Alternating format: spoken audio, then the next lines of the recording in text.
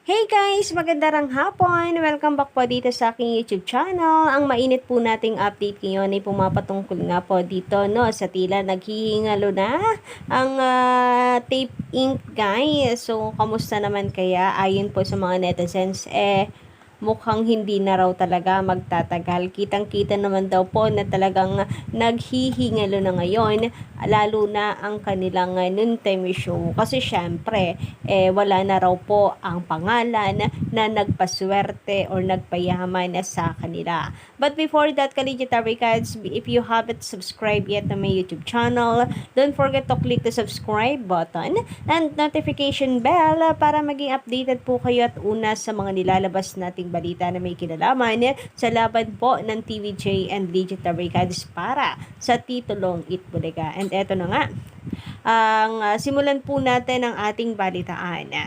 At unahin po muna natin pag-usapan ito pong isang katanungan ng isa po nating commentor about po ito kay Paulo and Bossing Vic Soto.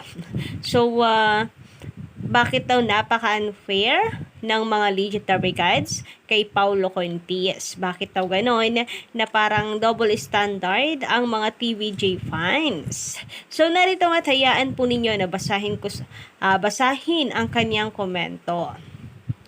Mula nga po rito sa komento ni Sir Miss Gloria Libang, magandang hapon. Bakit si Paulo Contis, pag si Contis po ata yan na typo error ay binabash daw po natin. Tapos si Bossing Vic ay mabuti or si Vic Soto ay mabuti. Lahat naman daw po nagiging co-host nagiging babae niya. Inaanakan. Wow, double standard.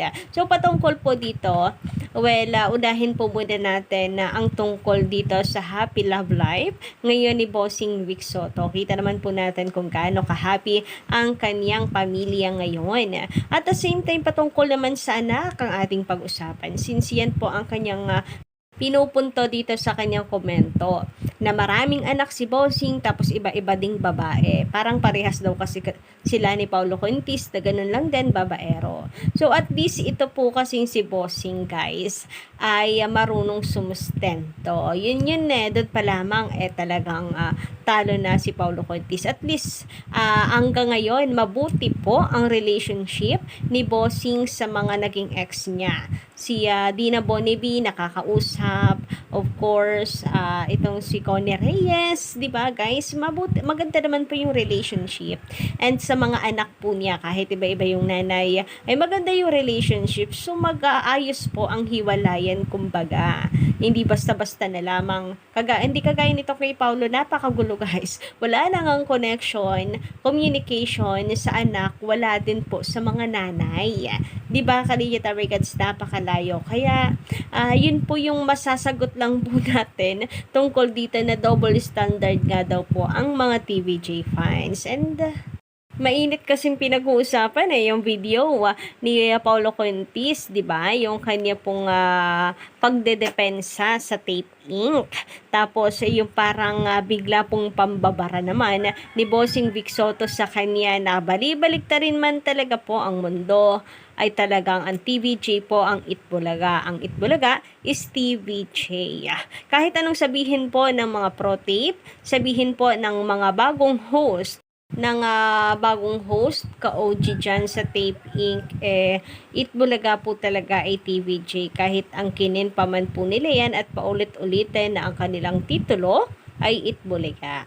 Mga tao nga kapag sila ang sumisigaw po ng Itbulaga ang sakit-sakit daw sa tenga. Pero kapag TVJ ay ang sarap pakinggan dahil mga original at totoong may-ari ang sumisigaw.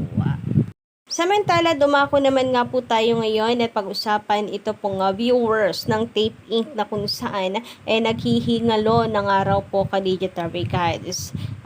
Kasi 'di ba mula po nung pumutok po ang balita ka-OG ay dadadami sila sa trending, of course. Pero bakit ganon? Kahit damay sila sa trending, ang viewers po nila tila naghihingalo. Live viewers nga po nila noon, at least umaabot ng 2K, ng 3K, and siguro mataas na po ang 4K, pero ngayon, naku po, ay wala na pong K.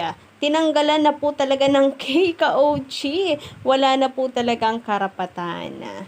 Ultimo viewers po nila online, wala na ring K.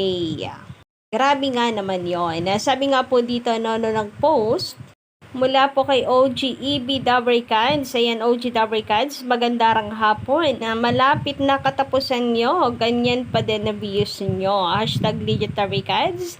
Itbulaga sa TV5. TVJ on TV5. Main Mendoza and Atasha Mulak. Grabe nga yun ka Legit Dabricads. Hindi po nag-improve, no? At least itong TVJ, ang ganda po ng kanilang improvement po talaga. Makikita natin na sila'y umuusad. Pero ito, natenga po talaga. Siguro kasi hanggang doon lang talaga ang kaya nila ka-Legit Dabricads, no? Kitang-kita po natin pagdating sa online, nangongolelat po talaga sila. Yung mga post nga po nila sa Facebook, sa YouTube, sa Facebook guys, mga react po nila, nakaka 200 lang. And then yung live viewers po nila or mga post sa mga clip na po, yung mga cut na, mga clips lang sa kanila pong episode, ay 2K lamang din yung kanilang viewers kahit pa idamay ang mga team replay. And ayun nga po sa mga comments ng Legit Dabricads, naaamoy na nga raw po nila na tuluyan na itong wala. Inunahan na po na wala na ang TVJ sa kanila. Then sunod, itong title na Itbulaga, kaya ka-Legit Dabricads ang sunod na mismo ay ang kanilang programa ayon po sa iba. Kayo naman, ka-OG, ano ang inyong masisaya patungkol po rito? Pa-comment lamang po dyan sa baba. Malay nyo, mabasa po natin yan sa susunod. Anyway, sabi naman po dito, komento ni Munlaron na magandang hapon sa inyo, sermon. Hindi lang masakit sa mata ang G sa Gedli ng fake bulaga. Maging ang sinisigaw nilang maunane. Ano yung maunane? At butangi ay napakasakit sa tenga. Akala yata nila ay nakakatuwa. Pauso ang mga fake.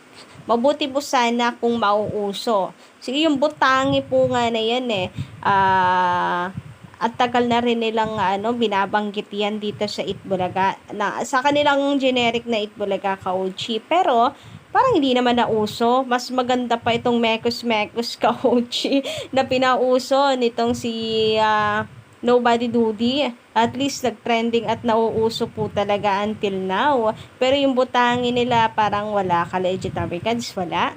Hindi po yung sinasabi niyong akala yata nila nakakatawa at pauso sila. Nako, kahit po magpauso sila, hindi naman po kinakagat ng mga tao.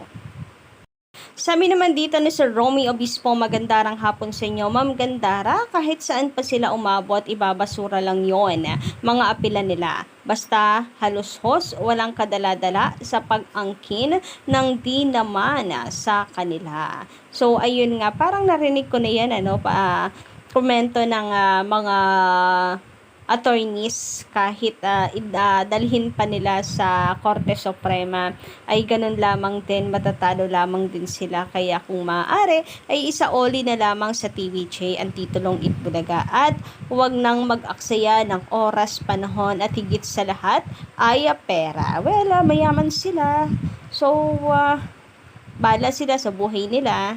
But ako ka-OG, lagi kong pinapaalala po sa inyo, no, na tayo po wag laging magpakakampante. Although, naniniwala po tayo sa TVJ, sa attorney ng TVJ, sa katotohanan, iba pa rin yung parati po tayo may kalakip na panalangin para po sa laban ng TVJ, para meron po tayong sandata at tulong, of course, ng nasa itaas para paboran ang TVJ sa laban po na ito. The best pa rin po talaga ang prayers. Samantala ay naman po dito kay Sir Manuel Ponce, magandang hapon, Miss Gandara. Sa panahon ngayon, dapat mas lalo tayong maging mahinahon at matutong umintindi sa mga tamang gawa. Lalo na sa SOCMED. Ang laki ng epekto nito sa maraming bagay sa ating lahat.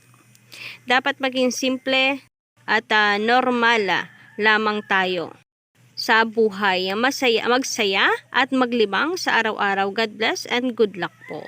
Yes guys, kaya yung mga bashers, wag na po natin masyadong pakabigdilin at tawanan na lamang po natin sila. Happy lang Kaligitary cards. Lalo na't napakagaganda po ng balita natin ngayon. So yun lang po muna ang ating update ngayon. Hapon na ito. Don't forget to click the subscribe button and notification bell for more updates.